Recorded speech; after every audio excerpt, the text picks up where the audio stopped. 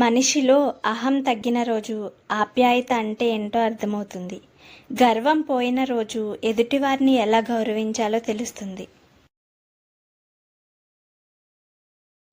జ్ఞానం ఉన్నవారితో వాదించు, ఓడినా సరే జ్ఞానం వస్తుంది. అజ్ఞానునితో వాదించకు, నీ విజ్ఞతను కోల్పోతావు.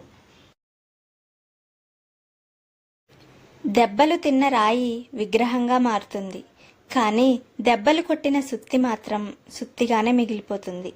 దెబ్బలు తిన్నవాడు, నొప్పి విలువ తెలిసినవాడు మహనీయుడు అవుతాడు.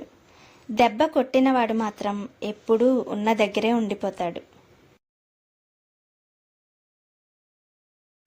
మనిషికి ఉన్న 2 చెవులు ఒకే శబ్దాన్ని వింటాయి, 2 కళ్ళు ఒకే దృశ్యాన్ని చూస్తాయి.